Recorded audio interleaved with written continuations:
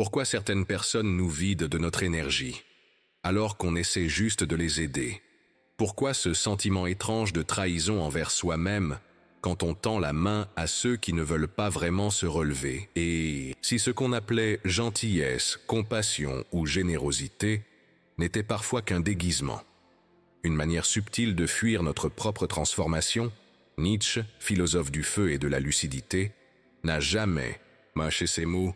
Pour lui, une partie de notre bonté n'était qu'un masque, une manière de nier la vie, d'étouffer notre propre force pour mieux se fondre dans la faiblesse des autres. Ce n'est pas confortable à entendre, mais peut-être que ce malaise est précisément le début de quelque chose de vrai. Ce que vous allez entendre n'est pas une condamnation de l'aide, mais une plongée lucide dans ses pièges, ses mensonges et sa puissance cachée. Pourquoi aider les faibles peut mener à la culpabilité, au ressentiment ou à l'épuisement silencieux? On ne le dit pas, on sourit, on encourage, on donne. Mais au fond, quelque chose grince. Ce moment où, après avoir écouté, conseillé, soutenu, on se sent vide.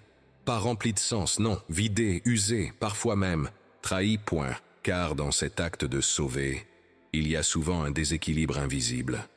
On croit donner librement, mais quelque chose en nous s'efface. On veut porter l'autre, et on finit par s'oublier. Et le plus troublant, c'est que celui qu'on aide ne change pas. Il revient, encore, avec les mêmes plaintes, les mêmes drames, et on recommence, pris dans une boucle. Alors, on commence à ressentir ce que personne n'ose dire à voix haute, de la colère, du dégoût, de la honte aussi, parce qu'on se dit « Je suis censé être une bonne personne. Pourquoi je ressens ça? Peut-être parce que cette manière d'aider n'est pas juste, ni pour l'autre, ni pour nous, et que ce qu'on appelle altruisme est parfois une trahison de soi-même. Quand le besoin d'aider devient fuite de soi-même, il y a des personnes qui passent leur vie à porter les autres, toujours disponibles, toujours prêtes à donner, à écouter, à s'oublier. Elles rayonnent de bonté, mais à l'intérieur, quelque chose se fissure. Ce n'est pas de l'amour, c'est un besoin profond de se sentir utile, nécessaire, aimé. Et ce besoin peut devenir une prison dorée, car aider donne du sens à notre vide. Sauver, l'autre nous évite parfois de plonger dans notre propre chaos. Nietzsche aurait dit « Ce que tu fais pour les autres peut être une manière subtile d'éviter ce que tu refuses de faire pour toi-même. » L'illusion de la bonté, c'est croire qu'on agit par amour, alors qu'on agit parfois par peur. Peur de ne pas être aimé, peur de ne pas exister, peur de faire face à son propre abîme. Alors on donne. Encore. On s'épuise. Mais, au fond, ce n'est pas toujours l'autre qu'on veut sauver, c'est soi-même. Et cette vérité, aussi inconfortable soit-elle, peut être libératrice. Parce qu'en la regardant en face, on peut enfin choisir, aider par clarté, et non par besoin. La critique nietzschéenne de la compassion comme déguisement de la faiblesse et du refus de la vie pour Nietzsche, la compassion n'était pas une vertu sacrée. C'était un piège, une stratégie déguisée pour freiner la puissance de vivre, pour affaiblir les forts et maintenir les faibles dans leur faiblesse. La compassion freine la loi de l'évolution. Elle protège ce qui devrait périr. Nietzsche, l'antéchrist scandaleux? Oui, mais Nietzsche ne cherchait pas à plaire. Il cherchait la vérité nue, même si elle blesse. Il voyait, dans la morale chrétienne, cette morale qui sacralise la souffrance, la pitié, l'humilité, une inversion des valeurs vitales. Là où la vie appelle à la croissance, à l'élan, à la puissance, la compassion nous pousse à ralentir, attendre, se sacrifier. Et souvent, ce n'est pas pour élever l'autre, mais pour ne pas le dépasser, pour rester moral, gentil, acceptable. Nietzsche révèle que dans cette compassion, il y a parfois une peur de notre propre grandeur. On préfère aider que s'élever. On préfère tendre la main que suivre notre propre chemin. Et si on osait se demander « Ma compassion est-elle une expression de ma force ou un camouflage de ma peur ?» Comment la victimisation devient un pouvoir invisible. Nietzsche n'avait pas seulement une critique de la compassion. Il dévoilait quelque chose d'encore plus dérangeant. le pouvoir caché de ceux qui se disent impuissants. Il appelait cela la morale des esclaves, une inversion subtile. Ceux qui n'ont pas la force physique ou la puissance d'agir créent une morale basée sur la souffrance, la modestie, la pitié. Et dans cette morale, ce sont les faibles qui deviennent bons et les forts mauvais. C'est un renversement de valeur, une stratégie inconsciente mais redoutable pour culpabiliser la puissance, pour freiner la croissance de l'autre. Dans la vie quotidienne, ça ressemble à quoi? À quelqu'un qui se plaint toujours, qui souffre toujours, et qui vous fait sentir coupable de ne pas en faire plus. Il ou elle ne dit jamais clairement « sauve-moi ». Mais tout est fait pour que vous le fassiez. Et si vous refusez, vous devenez égoïste, insensible. Froid, cette dynamique perverse crée une dette invisible. Vous devenez prisonnier d'un rôle, le fort qui doit réparer le monde, mais à force de porter l'autre, vous vous pliez, et pendant ce temps, celui que vous sauvez ne bouge pas. Il s'installe dans la faiblesse comme un trône.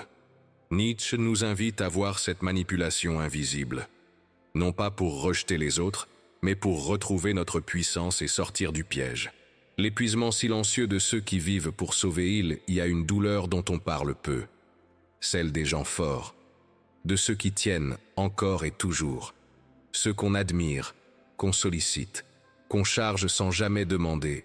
Et toi, comment vas-tu vraiment? Ces personnes donnent sans compter, mais à l'intérieur, une fatigue sourde s'installe, pas celle du corps, celle de l'âme. Nietzsche dirait que c'est la force qui se retourne contre elle-même. Quand au lieu de s'épanouir, elle s'épuise. Quand au lieu de s'affirmer, elle se sacrifie. Et ce sacrifice devient quotidien, banal, invisible. On porte les autres, on règle leurs problèmes. On pense que c'est de l'amour. Mais parfois c'est juste une abdication. L'erreur, c'est de croire que la force doit toujours servir, qu'elle doit forcément se mettre au service de l'autre. Mais il y a une autre voie, celle de la force qui crée, qui inspire, qui guide, sans se dissoudre dans la douleur des autres. Car à force de s'annuler, même les plus solides finissent par tomber, non pas par faiblesse, mais parce qu'ils ont oublié de se choisir. Que signifie vraiment devenir ce que l'on est?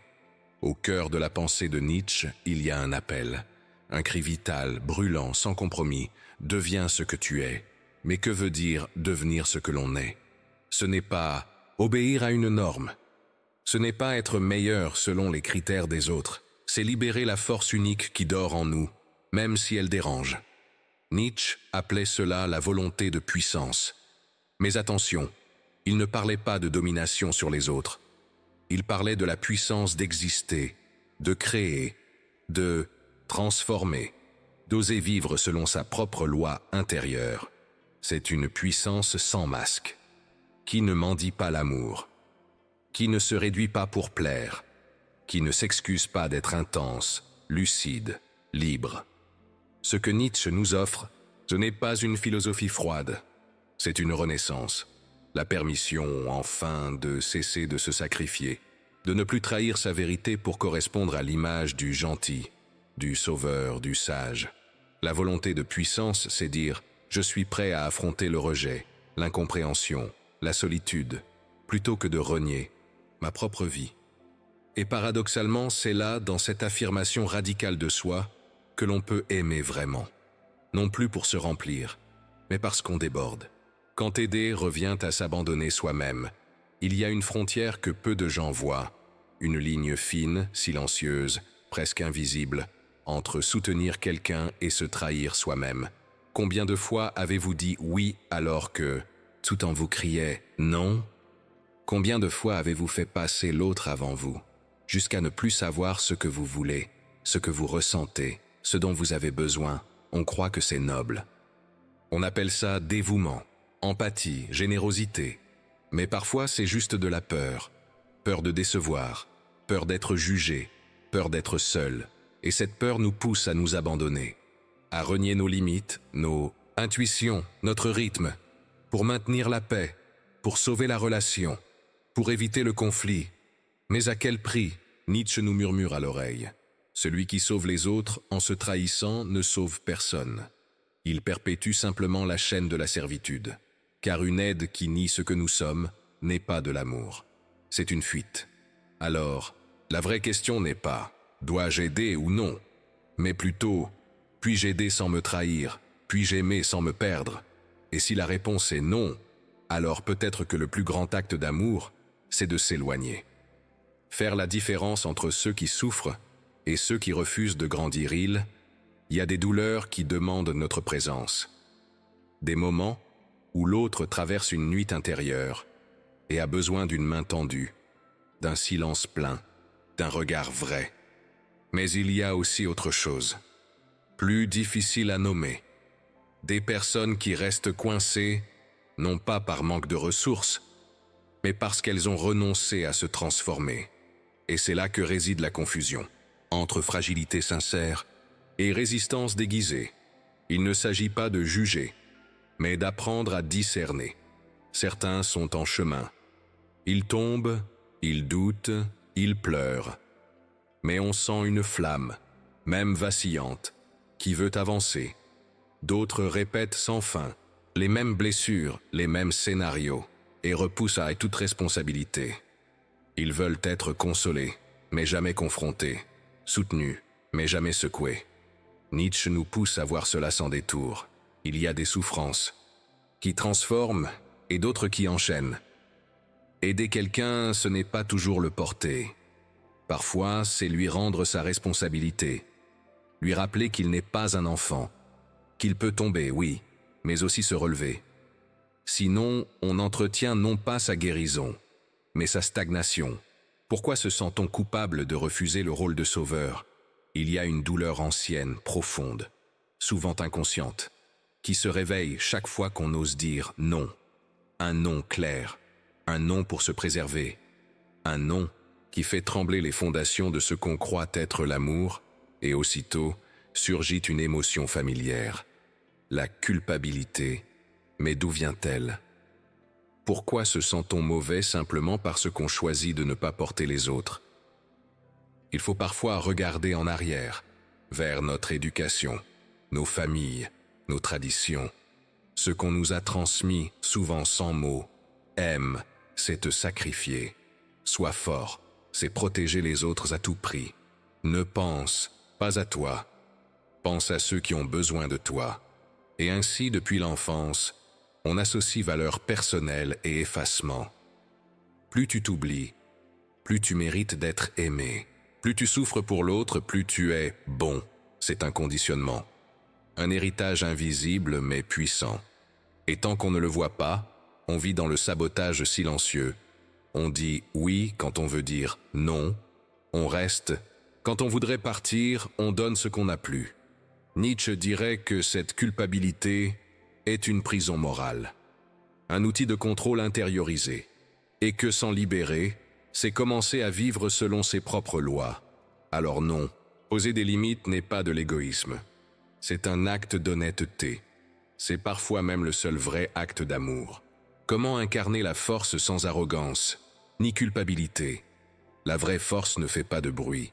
Elle ne s'impose pas, ne se justifie pas, ne s'épuise pas à prouver qu'elle est là. Mais beaucoup ont appris l'inverse. On croit que pour être fort, il faut tout porter.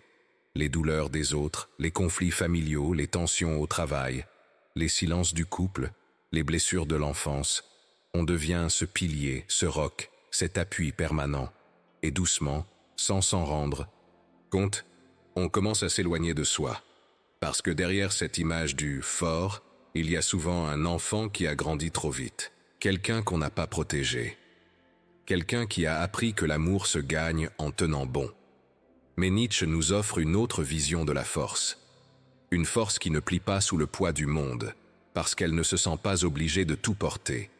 C'est une force ancrée, vivante, claire, qui connaît ses limites, qui ose dire « Ce n'est pas à moi de résoudre ça.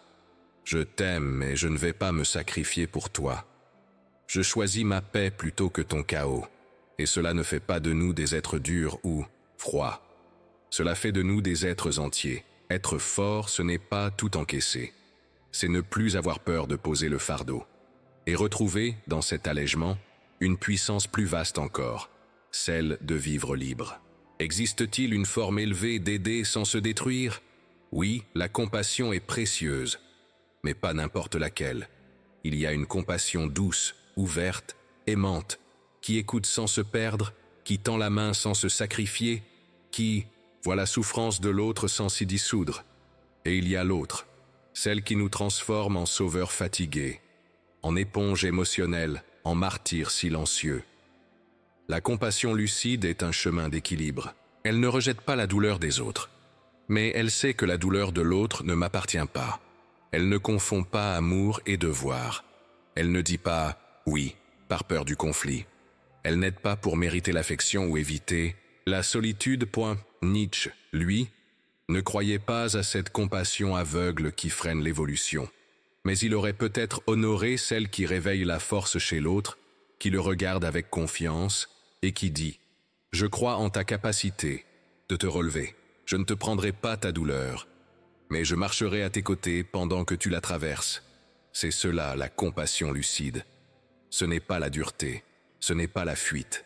C'est l'amour sans servitude, et elle demande du courage, car elle peut faire mal à l'ego de l'autre, et au nôtre aussi. Mais c'est le seul amour qui libère, celui qui n'enchaîne pas, qui n'étouffe pas, qui n'épuise pas. Comment transformer l'aide en un acte d'émancipation, et non d'enchaînement? Aide si aider, au lieu de sauver, c'était libérer.